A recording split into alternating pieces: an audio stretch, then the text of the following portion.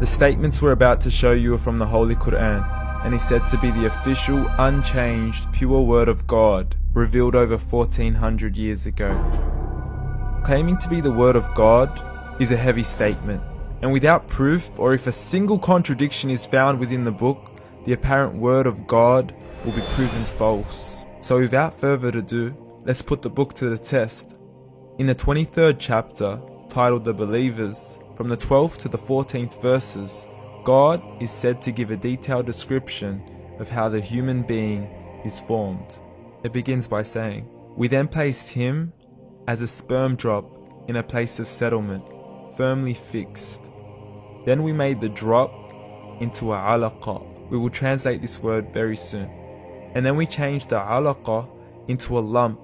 Then we made out of that lump into bones. And then we clothed the bones with flesh. Then we caused him to grow and come into being and attain the definitive human form."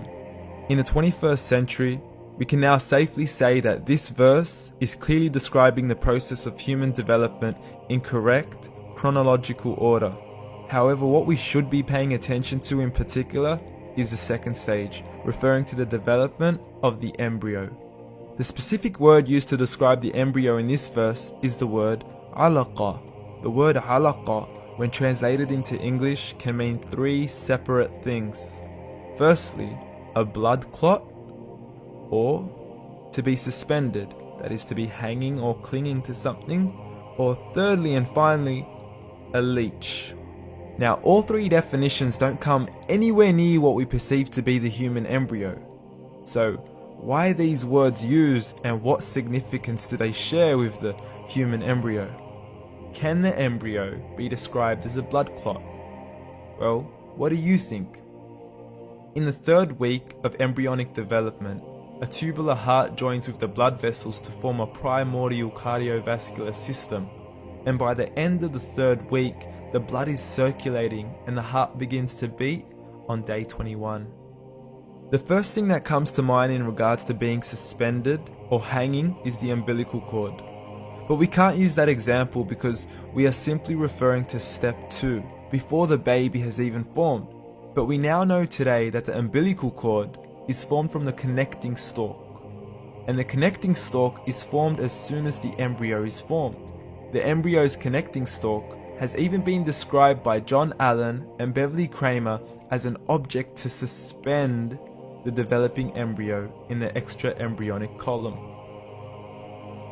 So an embryo is suspended and does have a strong resemblance with the blood clot.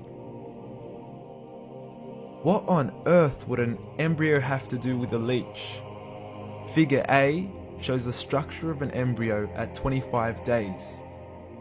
Figure B shows a leech.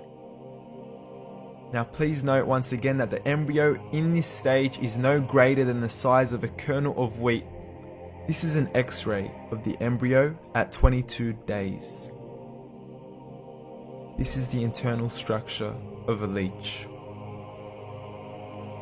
It's mind-blowing stuff, but you still haven't seen anything yet. This is the head of the embryo at 22 days.